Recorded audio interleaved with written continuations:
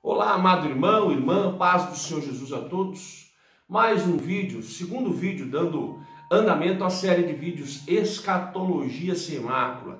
Vamos entender nessa série, descorrendo desses vídeos, o que é as 70 semanas de Daniel. Já falamos no primeiro vídeo, agora vamos entrar como a igreja deve se portar, sendo igreja na dispensação da graça. Vamos tratar sobre o arrebatamento, as bodas do Cordeiro, o tribunal de Cristo, o julgamento das nações, o reino milenar, o grande trono branco, a eternidade com Cristo, enfim, assuntos que vão nos nutrir de muito conhecimento bíblico. É um prazer tê-los conosco. Se você ainda não fez, convido a fazer.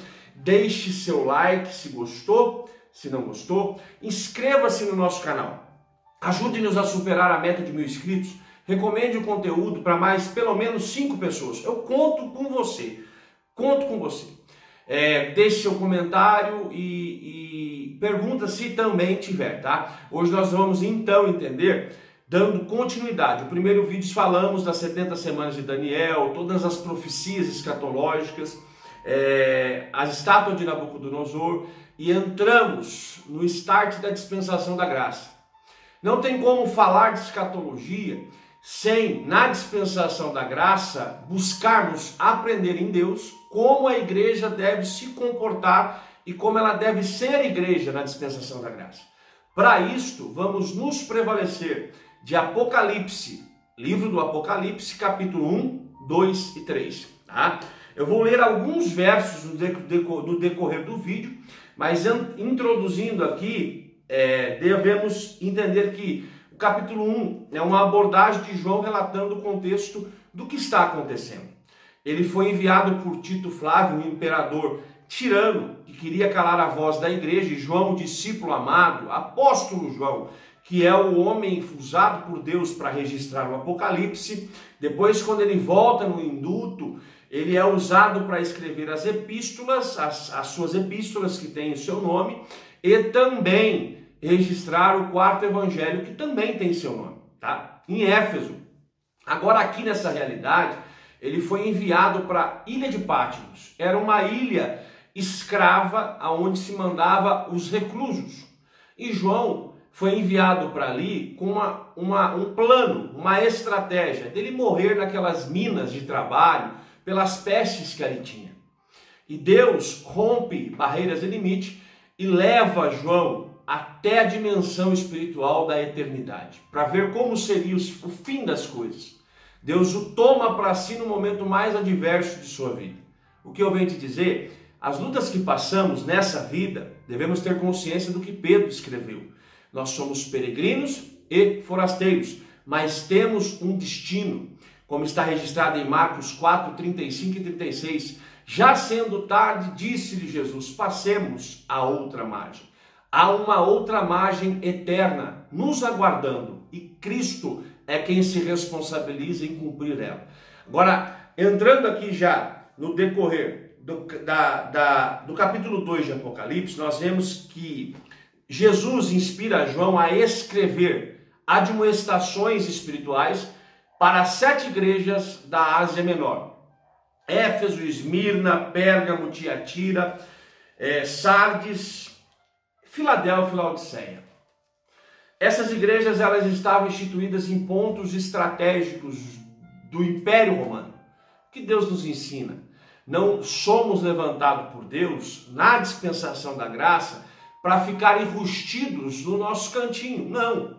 Nós somos os missionários que vamos contribuir para o reino de Deus a alcançar a plenitude dos gentios. A maior responsabilidade da igreja nesta dispensação agora, sendo igreja, é cumprir a plenitude dos gentios, é pregar em tempo e fora de tempo, é cumprir Lucas 18:1, orar sem desfalecer, é pregar em tempo e fora de tempo, é ser testemunho vivo com práticas cotidianas de vida. E nessa questão de práticas cotidianas de vida, dando testemunho, aprendemos muito. Vamos primeiro, igreja. Éfeso, o que Deus faz? A visão que João, discípulo amado, apóstolo, tem das 7 igrejas, diz o texto no capítulo 1, que ele viu 7 castiçais de ouro e o Filho do Homem no meio dos castiçais. Aprendamos. O Filho do Homem ele é a oliveira, porque o castiçal não tem lâmpadas, não tem tochas, não tem chamas acesas, se não houver o azeite. E o Filho do Homem no meio dos castiçais é para nutrir os castiçais, que tipificam as 7 igrejas da Ásia Menor. E em cada período da igreja de Cristo é representada numa dessas 7 igrejas. Não pode se faltar a conexão com Jesus para não faltar o azeite, porque somos luz do mundo e sal da terra se reluzirmos a chama do fogo de Cristo na terra dos viventes, tá? Então a primeira instrução vem para Éfeso. Nós vamos aprender 7 instruções para ser igreja que será arrebatada junto ao Cordeiro de Cristo. Vamos lá. Éfeso. Escreve ao anjo da igreja que está em Éfeso, isso diz: aquele que tem na sua destra as 7 estrelas, que anda no meio dos 7 castiçais de ouro. Eu sei as tuas obras, o teu trabalho, a tua paciência, que não pode sofrer os maus, e que puseste a prova os que dizem ser apóstolos e não são, e tu os achastes mentirosos. Sofrestes e tem paciência, trabalhastes pelo meu nome e não te cansaste. Ou seja, era uma igreja que tinha relacionamento com a orientação de Cristo, porque negou o falso apóstolo. Também não cansou em trabalhar pelo nome de Cristo. Porém, o verso 4 diz assim: contra ti, porém, tenho que deixastes o primeiro amor. Verso 5: lembra-te, pois, de onde caístes e arrepende-te e pratica as primeiras obras. Que não, senão brevemente te ativirei, te tirarei do lugar do teu castiçal, se não te arrependeres. Espera aí. A igreja de Éfeso era uma igreja que trabalhava, era uma igreja que tinha visão do que era a doutrina pura. Aqui neste texto está dizendo, porque ela distinguia, ela discernia os falsos apóstolos. Porém, ela perdeu o primeiro amor. Irmãos, e este primeiro amor, ele está relacionado a 2 mandamentos do decálogo. 4 primeiros relacionados a amar a Deus, sobre tudo, sobre todos, com toda a força, com todo entendimento. Os outros 6 mandamentos do decálogo é relacionado a amar meu próximo. Este primeiro amor deve ser fiel a Deus e a meu próximo. Então eu te convido a ser a igreja que Cristo nos ensinou a ser, aprendendo com um bom samaritano, que não passa de lado das circunstâncias em que devemos amar. Tá? Então esta é a primeira lição de Éfeso. Agora, o que há de ser muito observado, irmãos, é interessante a doutrina que nos ensina Éfeso. Você deve entender algumas coisas. É muito lindo quando se trata de Bíblia. Éfeso, ela tinha a escola de Tirano. Os escultores, eles produziam obras da idolatria. Ela era a cidade da pseudodeusa Artemis e Diana, a Diana dos Éfesos. Nos dias de Paulo, o cristianismo era pequeno e a religião de Diana grande. Porém, Paulo não nega a pregação, ele é convidado a sair dali. Sabe o que eu te digo? Resista aos opositores com sabedoria, porque a igreja de Cristo triunfou por mais de 2000 anos já. Quase 2000 anos, se formos colocar, porque Jesus tinha 33 anos. Então, em 2033 dá 2000 anos de igreja cristã. Então, a igreja cresceu e é a maior religião do mundo. Hoje não se ouve se falar mais de templo de Diana. O que aprendemos? Devemos ser missionários que professam a Cristo na dispensação da plenitude dos gentios. Porque o cristianismo, ele é de Cristo. E Cristo se responsabiliza por essa igreja. Não somos apenas uma religião. Somos um órgão vivo e Cristo é o cabeça. E ele se responsabiliza por nossa integridade. Segunda igreja, a igreja de Esmirna, verso 9, capítulo 2, verso 9. Eu sei as tuas obras e tribulação e pobreza, mas tu és rico. E a blasfemas os que se dizem judeus e não são, mas são das sinagogas de Satanás. Nada temas das coisas que hás de padecer, eis que o diabo lançará alguns de vós à prisão, para que sejais tentados e tereis a tribulação de 10 dias.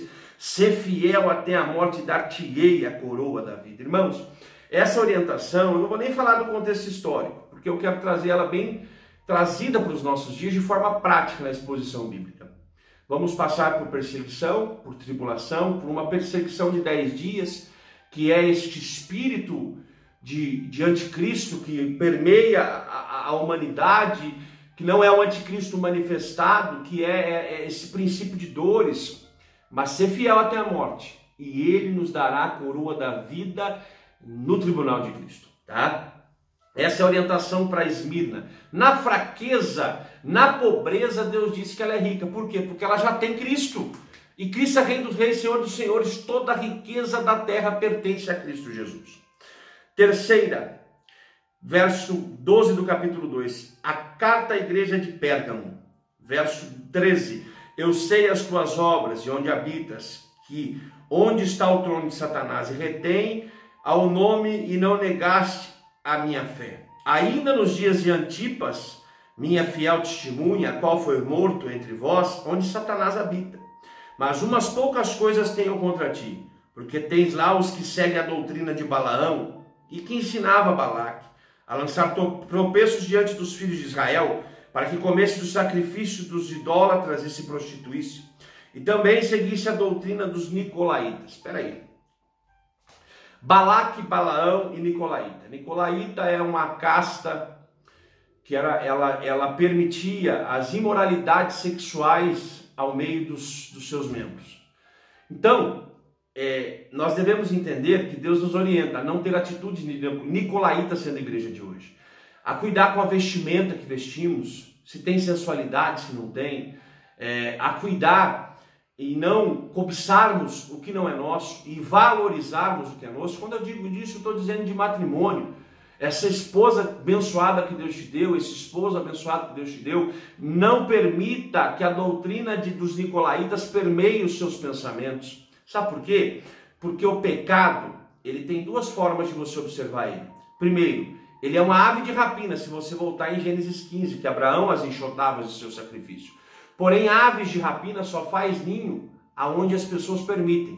O lugar que ela quer fazer ninho é na nossa mente. Se ela permear, rodear e você as enxotar, ela vai embora. Se ela fizer ninho, logo você cai nas garras dessas tentações, tá?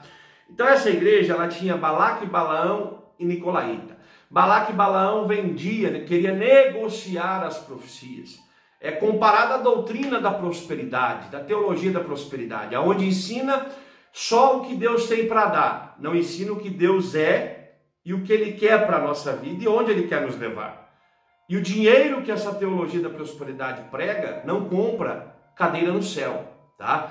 Então, se não buscarmos a doutrina sã e ficarmos com Balaque e Balaão, vamos nos permear, perder pelos caminhos da vida, tá? A quarta igreja, capítulo 2, verso 19. Conheço as tuas obras. Igreja de Tiatira. Verso 20. Mas tenho contra ti que toleraste as doutrinas de Jezabel, mulher que se diz profetiza, ensina e engana nos meus servos, para que se prostituam e comam de sacrifícios de idólatras. Espera aí. Jezabel, sensualidade, imoralidade, ganância, arrogância, idolatria. Então, cuidado, irmãos. Jezabel se considerava a senhora de si mesma. Ela se deixou ser escravizada pelo maior inimigo do ser humano, que não é Satanás. É o seu próprio ego, que é o que Satanás, na serpente, usou para derrubar Eva e Adão. Porque disse, você vai ser igual a Deus. E o casal caiu desejando inchar-se o ego com o fermento. O pão na mesa da proposição do tabernáculo, que tipifica para Cristo, que é o pão vivo que desceu do céu, era sem fermento. Ele não se inchava, porque o fermento são propriedades que não pertencem ao pão. Ela faz inchar, levedar, mas na mesma velocidade que incha e leveda, apodrece e embolora.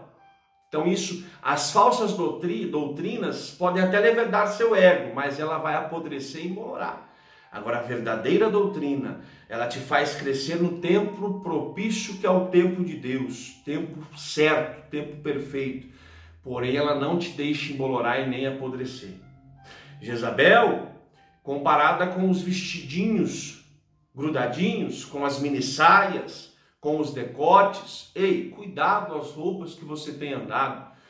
Quem te vê indo para o culto, estou dizendo agora para homens também, que anda com as calças saruel coladinha na canela, no bumbum, querendo mostrar pacote para lá e para cá. Cuidado. Ei, quem estiver indo para o culto, vê um cristão lavado e remido no sangue do Cordeiro, ou vê uma estátua que se diz crente esboçando sensualidade andando na rua. Procure no Google a imagem idólatra da pombagira, a imagem idólatra da sensualidade. Você vai ver o que eu estou querendo dizer. Ande como a noiva do Cordeiro, que é revestida de linho fino de justiça e não de sensualidade de Baal e Jezabel. Então cuidado com Tiatira, porque ela tem permitido a sensualidade. As irmãs, os irmãos hoje saem para pregar, para cantar, irmãos, parece um desfile de moda. Quem tem que aparecer, quem tem que reluzir, quem tem que ser glorificado e reconhecido é Jesus o Nazareno na pessoa do Espírito Santo. E não é o cantor, o pregador, o levita, a pregadora. Não. Ei, esvazie-se de si mesmo para se encher do que é do céu. Tá? A outra igreja, a igreja de Sardes, versos 3, capítulo 3. Eu sei as tuas obras, que tem nomes de que vives, mas está morta. Irmãos, eu fico com a Bíblia.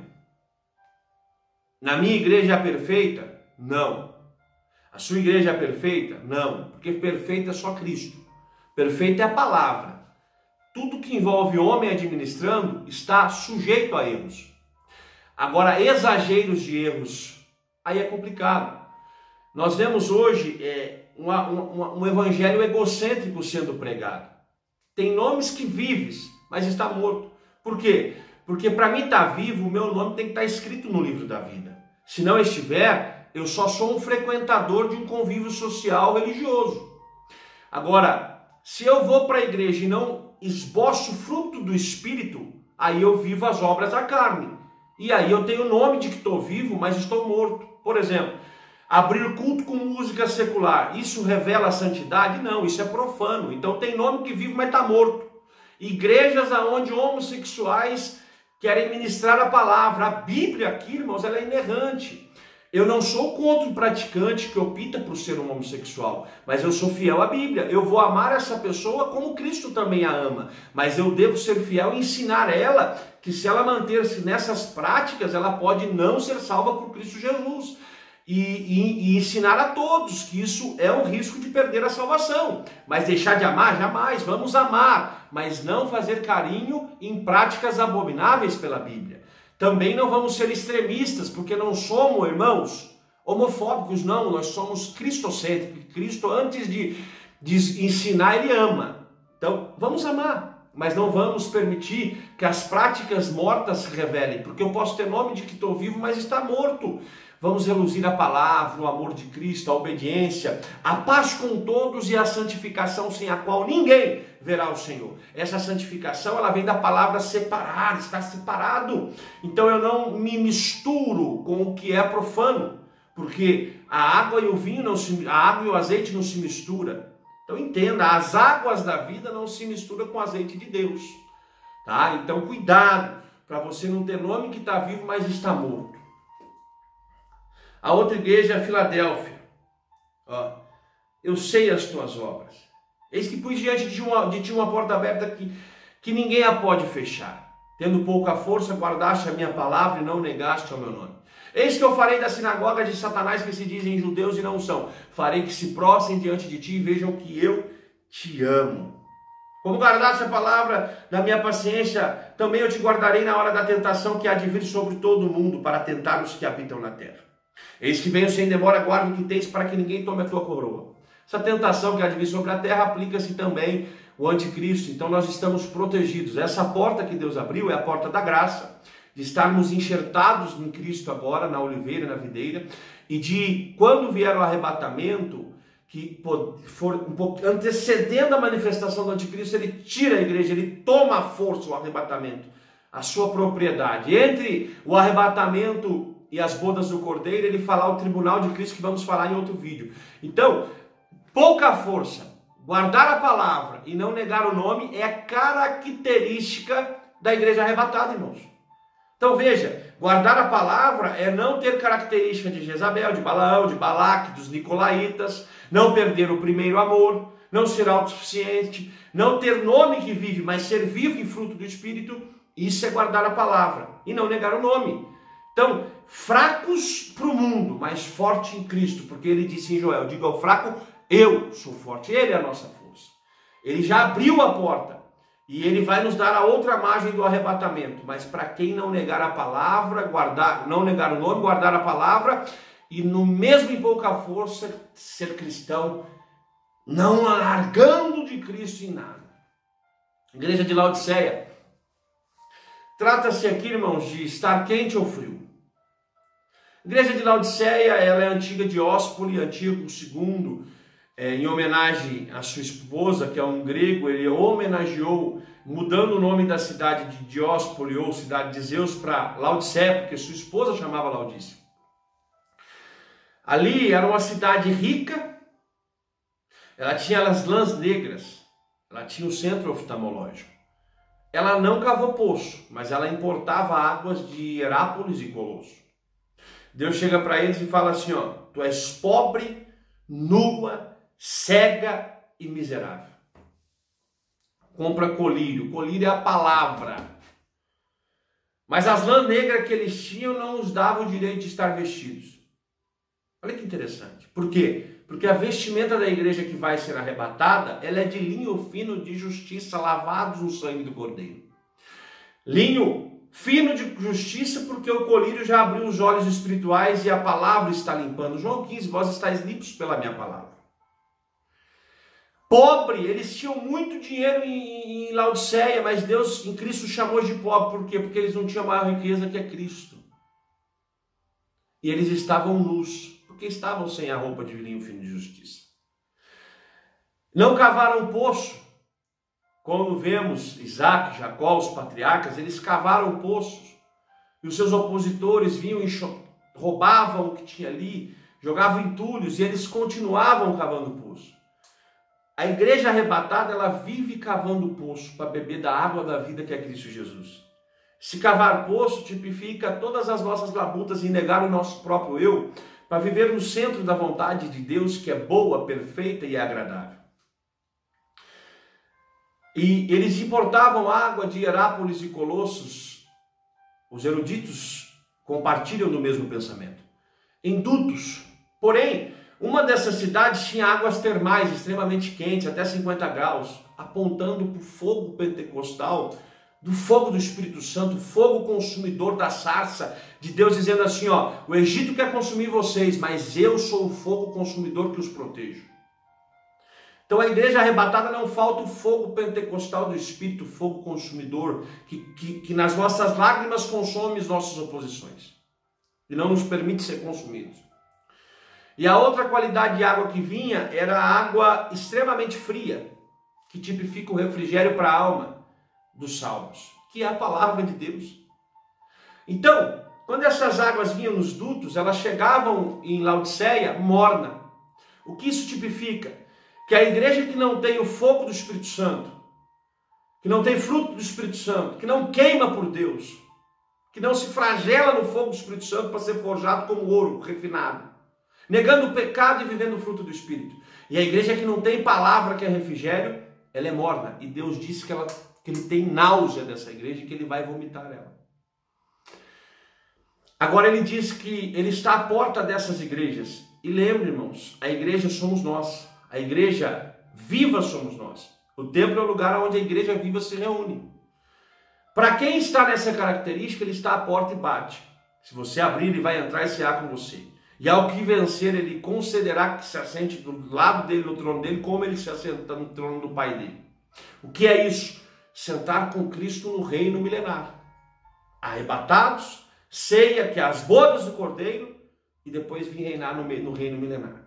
Agora, com essas 7 igrejas, aprendemos as falhas delas, que Deus está chamando a atenção, e as características do que é ser uma igreja que será arrebatada.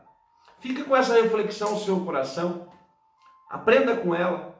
No próximo vídeo nós já vamos falar do arrebatamento, que se dará, que falamos no primeiro vídeo. Vamos dar uma breve introdução para entrar agora no tribunal de Cristo e nas bodas do Cordeiro. Foi um prazer estar com você. Nos ajude a chegar a 1000 inscritos. Compartilhe com 5 pessoas pelo menos, pedindo que se inscreva, que também compartilhe com mais 5. conteúdo puro bíblico e teológico, irmãos, para nutrir você de conhecimento sem mácula, sem mácula. É doutrina bíblica, sem tendência. Tá? Foi um prazer tê-los conosco. Um forte abraço e até o próximo vídeo. Escatologia sem mácula.